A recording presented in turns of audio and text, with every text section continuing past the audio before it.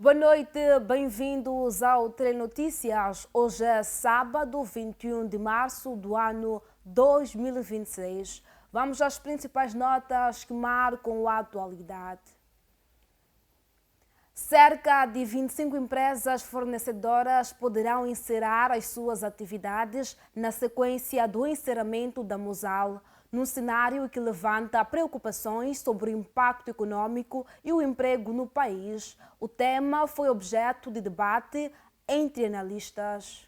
Depois de ter anunciado o encerramento das suas instalações no final do ano passado, a Mosal confirmou oficialmente nesta segunda-feira que deixa de operar no país e que os seus ativos passam a estar em regime de conservação e manutenção.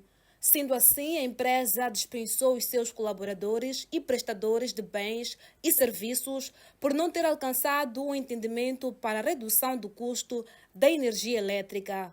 O futuro da infraestrutura no país permanece incerto. Durante o FTV Debate, António Muxanga afirmou que o país não pode ser dependente da indústria pesada e lamentou o fato de vários jovens terem perdido o emprego. Então, aqui está a tal coisa que sempre tem se dito, que nós não podemos depender desta coisa de recursos, desta indústria, cuja matéria-prima vem de longe, a indústria pesada. Nós temos que ter uma indústria ligeira, porque a indústria ligeira é que dinamiza. Se eles estivessem, por exemplo, a produzir massa ou a produzir farinha, havíamos de encontrar outra pessoa para comprar a farinha ou para vir produzir mais farinha e produzir mais coisas. Portanto, o país vai perder, sim. Estou solidário aos jovens que vão perder os seus empregos. Esperemos que o governo encontre rapidamente. Aliás, a própria EDM vai perder, porque o grau de consumo de energia que tínhamos com a Mosal, não conheço nenhuma outra empresa que vai ter esse consumo. A própria empresa de águas também vai perder, porque não conheço nenhuma empresa com maior capacidade de consumo de água mais que a Mosal. Portanto, só que a vida é feita de altas e baixas. Esperemos que o Estado moçambicano encontre a solução o mais rápido possível para pôr a indústria a funcionar. Segundo Alves Mulungu, a medida poderá prejudicar significativamente o município da Matolario. Os municípios, geralmente, um dos requisitos é a existência de indústrias para que ascendam a este nível. E temos aqui uma indústria de grande envergadura, com um parque, como o Parque de Piloluane, que é extremamente relevante, a fechar. Ou seja, o município de Matolario vai perder uma grande indústria, vai perder contribuintes, que são aqueles que trabalhavam diretamente na Mosal, são aqueles que prestavam algum tipo de serviço na própria Mosal e pagavam determinadas taxas e moravam dentro do município da Matolario. Para o professor Marcelino Pangaia, esta medida pode estar relacionada à intervenção divina, porque, segundo ele, muitas empresas que colaboravam com a Mosal eram de renome e os critérios de seleção não foram justos. Não são empresas quaisquer que estavam a poder dar assistência ao serviço terciário à Mosal. Tem caras aquelas empresas ali assim. E isso não pode acontecer. Então, ainda bem que estava a focar Deus aqui. Efetivamente, Deus, ele tem medidas concretas contra todos aqueles que procuram espezinhar aos outros. Esses senhoras, se for a ver essas empresas aí, as 25 empresas, vamos lá ver qual é a contribuição que cada uma delas estava a dar ao Estado. Provavelmente também nada. Estavam ali pura simplesmente. É verdade que alguns aproveitavam tais migalhas que estava a dizer o Dr. Muxanga aqui assim. Mas Deus avaliou que essa situação não pode continuar.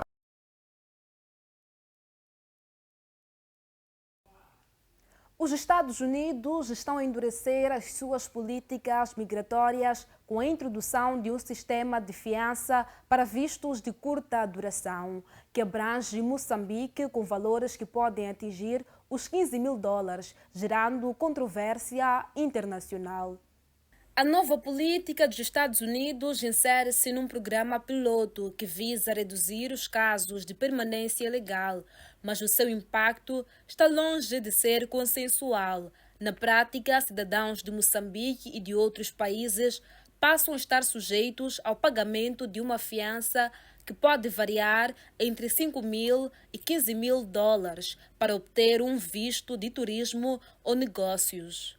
O valor é definido durante a entrevista consular e, mais do que um requisito administrativo, funciona como um filtro econômico, limitando o acesso àqueles com capacidade financeira.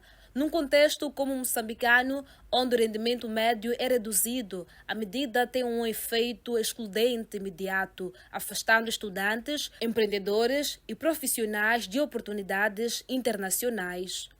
Outro ponto crítico é que o pagamento da fiança não garante a emissão do visto, o que aumenta o risco financeiro para os requerentes, ou seja, um cidadão pode ser obrigado a mobilizar valores significativos sem qualquer certeza de viagem. Para além disso, os titulares do visto ficam sujeitos a regras mais rígidas, como a utilização exclusiva de aeroportos autorizados e o cumprimento estrito dos prazos de estadia, sob pena de perderem o valor da fiança. Críticos internacionais alertam que a medida pode ter um caráter discriminatório ao incidir principalmente sobre países em desenvolvimento, transformando a mobilidade global num privilégio financeiro. Por outro lado, as autoridades norte-americanas defendem que o sistema reforça o controle migratório e garante o cumprimento das regras de entrada e permanência no país. No caso de Moçambique, as consequências podem ser profundas no momento em que o país procura expandir as suas relações econômicas e aumentar a presença dos seus cidadãos em mercados internacionais. A questão que se impõe é se esta medida representa um mecanismo legítimo de controle migratório ou um novo tipo de barreira que limita o acesso global com base na capacidade financeira. O governo anunciou a disponibilização de mais de 824 milhões de meticais do Fundo de Desenvolvimento Econômico Local para financiar iniciativas econômicas nos distritos, numa aposta na dinamização da economia local. Os recursos destinam-se a apoiar projetos nas áreas da agricultura, pecuária, comércio, indústria, serviços de turismo e tecnologias, com o objetivo de dinamizar as economias locais, incentivar o empreendedorismo e criar mais oportunidades de rendimento e emprego nas comunidades. De acordo com o Ministério da Planificação e Desenvolvimento, o fundo não se trata de uma simples distribuição de dinheiro, mas sim um mecanismo de financiamento produtivo voltado para apoiar microempreendedores, jovens, mulheres, associações e pequenas empresas. Os beneficiários recebem o financiamento em condições bonificadas, devendo reembolsar os valores conforme os planos definidos. Este modelo permite que o dinheiro retorne ao fundo, garantindo a sua continuidade e possibilitando o financiamento de novos projetos no futuro. Desde a abertura das candidaturas, em outubro de 2025, foram submetidos mais de 354 mil projetos em todo o país. Após o processo de avaliação, 13.139 iniciativas foram aprovadas por comissões que envolveram representantes do setor público, setor privado e sociedade civil, como também a academia. Os primeiros financiamentos já começaram a ser reembolsados em várias regiões. Na província de Inhambane, por exemplo, mais de 600 beneficiários receberam apoio financeiro superior a 36 milhões de meticais. Já no município de Monapo, na província de Nampula, cerca de 92 projetos foram financiados. O programa está alinhado com os principais instrumentos estratégicos de desenvolvimento do país e procura garantir uma distribuição equilibrada dos recursos concursos, tendo em conta fatores como população, dimensão territorial e níveis de pobreza. Para reforçar a transparência, o governo criou também a plataforma Fidel Digital, que permitirá acompanhar publicamente a implementação do fundo. Para o próximo ano, o Executivo prevê aumentar o financiamento para cerca de 1,5 mil milhões de meticais, reforçando o compromisso de apoiar iniciativas econômicas locais e promover o desenvolvimento sustentável. Analistas do programa FTV Debate questionam a falta de justificação clara para a suspensão dos concursos da Agência Metropolitana de Transporte, decisão associada ao Ministro dos Transportes e Logística. A decisão do ministro ocorreu devido a irregularidades nos processos de concorrência da AMT, que ainda não foram divulgadas ao público.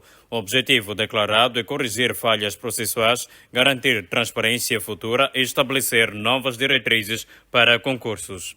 Alves Mulungo, analista do FTV Debate, reconheceu que esta decisão pode ser positiva, mas enfatizou que o ministro precisa apresentar um documento oficial que justifique suas ações. Sugeriu ainda que as atitudes do ministro sofrem influência dos debates nas redes sociais. Eu creio que a medida do ministro, em algum momento, pode ser positiva. Apesar de que eu, muitas das vezes, estranho muito decisões sem justificativas muito aprofundadas. Ou seja, devia ter brindado depois com um documento onde estão lá de forma detalhada as justificativas do próprio ministro dessa suspensão deste concurso público. É verdade que, em algum momento, também o próprio concurso público foi um concurso tendencioso, porque estas empresas arroladas são empresas europeias. 3 são da Itália e uma é holandesa. E o histórico dessas empresas é que elas trabalham diretamente para o Banco Mundial e para a União Europeia. O que é que elas fazem? Elas fazem consultoria, onde o Banco Mundial e a União Europeia canalizam o valor nessas questões de mobilidade urbana. Tem Myanmar, tem Guiné-Bissau, tem algumas assistências em países africanos. Agora, o concurso também foi tendencioso porque, de facto, estas empresas estavam por cima da mesa e eu creio que foram impostas pelos gestores do Banco Mundial. Pelos gestores do Banco Mundial. Então, já António Muxanga, analista também do FTV Debate, concordou que a suspensão foi acertada, porém alertou que a falta de prazos e motivos claros gera incerteza entre os candidatos. Destacou ainda que o ministro deve tornar públicas as reais motivações da decisão. Bom, eu acho que até aqui o ministro fez bem, porque suspendeu. Agora, lamentavelmente, não sabemos quanto tempo é que vai levar a suspensão, que é uma parte que ele tem que tentar saber esclarecer-nos e depois ir buscar as motivações que levaram à suspensão, que é para depois avançar para a anulação do cancelamento do processo e abrirmos um novo. A medida, embora potencialmente necessária, deixa dúvidas devido à ausência de transparência sobre as irregularidades identificadas e o prazo para a regularização. A exigência por documentação normal, que fundamenta a suspensão como principal apelo dos analistas. O Conselho Superior da Comunicação Social de Moçambique debateu os desafios do setor com enfoque na garantia da liberdade de imprensa e no direito à informação, apontando a necessidade de medidas estratégicas para o seu fortalecimento. O objetivo central do Conselho Superior da Comunicação Social foi discutir medidas preliminares que assegurem o exercício pleno do direito à informação e da liberdade de imprensa no país, buscando soluções abrangentes para o setor. Faruco Sadiq, secretário-geral do Sindicato Nacional de Jornalistas, destacou que depois dos 20 anos sem sucesso, recentemente conseguiu ter um grupo mais coeso, juntando parceiros diferentes, como é o caso do governo, representado pelo Gabinfo, Conselho Superior da Comunicação Social, e o MISA Moçambique, passou a falar a mesma voz com aquilo que nós decidimos, buscando consensos. Ao longo do ano passado, fez-se uma auscultação de âmbito nacional sobre a questão da transformação digital, televisiva e radiodifusão. precisávamos de adaptar a legislação para a comunicação social, de modo a torná-la mais abrangente e mais benéfica, quer para a comunicação social que faz esse papel, quer para a sociedade de um modo geral, que tem a responsabilidade de garantir que o país trigue pelas liberdades de expressão e de imprensa constitucionalmente consagradas. O diretor executivo do MISA Moçambique, Ernesto Nhanale, afirma que foi a partir do trabalho técnico de análise que possibilitaram efeitos desejados. Foi a partir desse trabalho técnico que desencadeamos um conjunto de mecanismos que foram possíveis ter os efeitos desejados, porque contamos com a parceria e, afinal de contas, de quem nós, como MISA, nascemos para servir.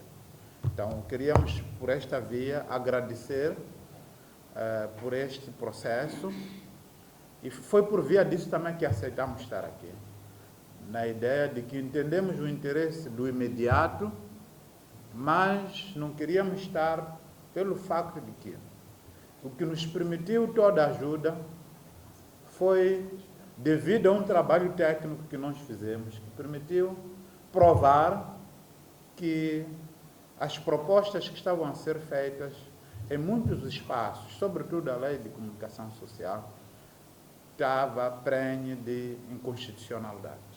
Por sua vez, o presidente do Conselho Superior da Comunicação Social, Eugênio Citói, destacou que a comunicação social é essencial. Foi possível, desta vez, ser aprovada a lei do Conselho Superior da Comunicação Social e das outras duas leis, mas fundamentalmente esta, por três razões fundamentais. Primeiro, houve uma vontade política clara e inequívoca, personalizada na pessoa de Sua Excelência o Presidente da República, que desde que ele teve o mandato, ele decidiu este pacote tem que avançar, não pode continuar emperrado. O segundo aspecto, por causa desta vontade, influenciou os passos subsequentes. E quais foram esses passos subsequentes? Primeiro, modificou bastante e aperfeiçoou o método da discussão da produção legislativa, para as propostas ainda inicialmente. Influenciou a forma como foram feitas os debates sobre a lei de comunicação com os parceiros, a forma como o Gabinfo também se abriu, influenciou todo o processo na metodologia, de tal maneira que, diferentemente das outras vezes, quer os parceiros, quer o próprio Gabinfo, unidos no mesmo objetivo, foram capazes de trabalhar até ao último momento dentro da Assembleia da República, para garantir que o que se acorda é o que se coloca a quem tem que tomar a decisão legislativa, neste caso a Assembleia da República. Este método mudou completamente. Aliás, foi aperfeiçoado. Em terceiro lugar, influenciou a maneira como se resolveu a principal divergência, que era o principal nó de estrangulamento para todas as leis, que era a questão da lei do Conselho Superior da Comunicação Social. Maputo acolheu a Conferência Nacional sobre Negócios e Direitos Humanos, um espaço de reflexão sobre a implementação do PNANDH e os desafios na promoção da cidadania e responsabilidade empresarial. O evento foi um espaço de diálogo multissetorial para discutir a implementação do Plano Nacional de Ação de Negócios e Direitos Humanos, clarificar papéis e responsabilidades, identificar constrangimentos e recolher contribuições práticas para a sua efetiva operação. Realizado em formato híbrido, reuniu representantes do governo, do setor privado, parceiros de desenvolvimento, academia e sociedade civil, com cerca de 50 participantes presenciais e diversos acessos via plataforma digital. Durante a sessão, foi reforçado que, sem o engajamento contínuo, o programa pode permanecer um instrumento essencialmente declarativo, com impacto limitado na prevenção de violações e na promoção efetiva dos direitos humanos. Na ocasião do evento, o diretor executivo do CDD, Adriano Novunga, destacou o crescimento das indústrias que acompanha igual e, ironicamente, o crescimento da pobreza e o número de casos de abuso aos direitos humanos. Ao mesmo tempo, as mesmas estatísticas mostram que cresce a pobreza nesses mesmos sítios onde os investimentos ocorrem, cresce a pobreza e cresce o número de casos de abusos e violação de direitos humanos e da dignidade das pessoas, das comunidades nesses locais. Foram apresentados relatórios sobre o estado atual da agenda, com destaque para as iniciativas em curso nas províncias de Cabo Delgado e Nampula. O projeto CNDH-MOS, ação da sociedade civil sobre a agenda de promoção e cidadania, negócios e direitos humanos, foi lançado oficialmente, cofinanciado pela União Europeia, que colocou em destaque que o projeto tem o objetivo de promover o envolvimento ativo das organizações da sociedade civil, implementado por um consórcio liderado pelo Centro para a Democracia e Direitos Humanos, em parceria com o Instituto para a Democracia Multipartidária, o Fórum das Associações Moçambicanas de Pessoas com Deficiência, o Instituto Fanelo e a MINA, o Centro Nacional de Arbitragem e a Oxfam Moçambique. Negócios e Direitos Humanos em Moçambique. Situação atual, desafios e perspectivas. Este encontro constitui um espaço privilegiado de reflexão e diálogo sobre questões determinantes para o desenvolvimento sustentável de Moçambique. O evento insere-se no âmbito do projeto CNDH-MOS, Ação da Sociedade Civil sobre a Agenda de Promoção da Cidadania, Negócios e Direitos Humanos nas províncias de Cabo Delgado e Nampula. Financiado pela União Europeia e implementado por um consórcio liderado pelo CDD, em parceria com a IMD, FAMOD, Instituto Fanelo e a MINA, CARO, que é o Centro Regional de Arbitragem, e Oxfam. Trata-se de uma iniciativa que se encontra na sua fase inicial, sendo esta conferência a sua primeira atividade pública, o que lhe confere um significado particular, enquanto ponto de partida para um trabalho estruturante e que esperamos inclusivo também. Durante as discussões foi sublinhada a necessidade de promover a responsabilização das empresas, garantir a participação efetiva da sociedade civil e fortalecer os mecanismos estatais de monitorização. Os participantes propuseram medidas concretas para a redução de conflitos entre negócios e direitos humanos, aumento de transparência nas relações empresa-Estado-comunidade, bem como ferramentas de acompanhamento e avaliação de impactos sociais e ambientais das atividades econômicas. Neste contexto, o CDD acredita que não está a ser cumprido o critério da responsabilidade social por parte das empresas. O que estamos a assistir é as fontes de água das comunidades que são bloqueadas ou são águas que já não ficam próprias para o consumo humano, porque a atividade mineira está a poluir os rios e as fontes de água. Estou-vos a falar de poeira que todos os dias pinta as casas das comunidades. Estou-vos a falar do número até de mulheres que são violadas nesse contexto. Estou-vos a falar de defensores de direitos humanos que são todos os dias ameaçados. Estou-vos a falar de líderes de justiça social que são ameaçados, mas as empresas e as grandes conexões dos grandes chefes são elas que ficam com o filé mignon, com o benefício, e as comunidades ficam com o custo social, o custo ambiental, o custo até das ameaças e da violação de direitos humanos. Foram definidas recomendações para fortalecer a educação e sensibilização sobre direitos humanos, promover a inclusão de grupos vulneráveis nas decisões de negócios e estabelecer um plano de acompanhamento e monitorização, garantindo que as prioridades definidas têm impacto concreto nas comunidades. Mas o governo também esteve presente, representado por Jaime Xixava, inspetor adjunto do Ministério da Justiça, que afirmou ser importante refletir sobre a questão dos direitos humanos e reconheceu que o dinamismo econômico registrado no país representa uma continuidade importante para a promoção do desenvolvimento nacional.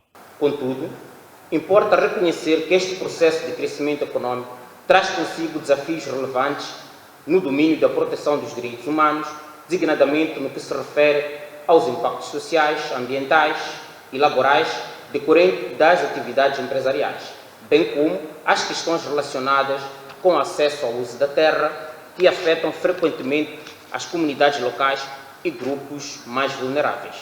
Encontra-se atualmente em curso um processo multilateral de negociação com vista à adoção de um instrumento jurídico internacional vinculativo relativo às atividades das empresas transnacionais e outras empresas no âmbito do direito internacional dos direitos humanos. A conferência constitui um marco na promoção de um ambiente mais transparente, participativo e coordenado, refletindo a importância de uma abordagem integrada entre Estado, empresas e sociedade civil para a efetiva proteção dos direitos humanos em Moçambique. Foi inaugurado em Maputo o projeto Rishikanwe, uma iniciativa que visa garantir proteção social e apoio integrado a mulheres vítimas de violência doméstica. O projeto Rishikanwe, expressão que significa Estamos Juntos, surge como uma resposta urgente ao crescente número de casos de violência de género em Moçambique.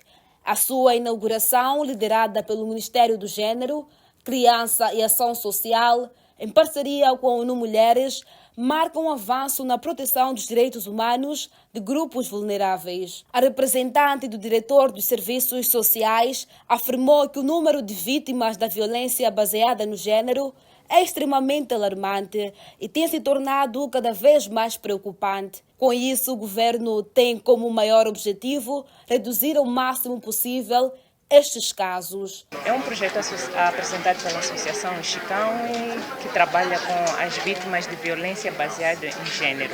Na verdade, pretende-se com esse centro de trânsito retirar as vítimas do local onde ocorre a violência, uma vez que a vítima não pode pernoitar às vezes com o agressor, então pelo menos para passar a noite, então a vítima vai passar por cá, passa a noite e no dia seguinte será encaminhada a uma outra associação que já pode ter lá a guarda provisória dela ou dos seus filhos, caso seja necessário.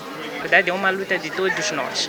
E, ultimamente, a violência não tem olhado para o rosto, seja pobre, rico, branco, mulher, rapariga ou homem. Na verdade, todos acabamos sofrendo aquilo que é violência baseada em gênero. A presidente do projeto Rishikanwe, carinhosamente chamada de Mamá Judite, realçou que o projeto é uma casa de proteção que dará dignidade e respeito a estas pessoas. Judite de Jesus acrescentou ainda que o projeto vai responder à demanda das pessoas que passam por violência e não têm um refúgio. E com mais devagar serão reencaminhadas para vários serviços, um dos quais é o Centro de Acolhimento da Minha Mãe. Esta casa aqui vai ser uma casa de proteção, dignidade e respeito para com essas mulheres. Então, é a resposta das orações há 16 anos faziam e hoje temos aqui a resposta.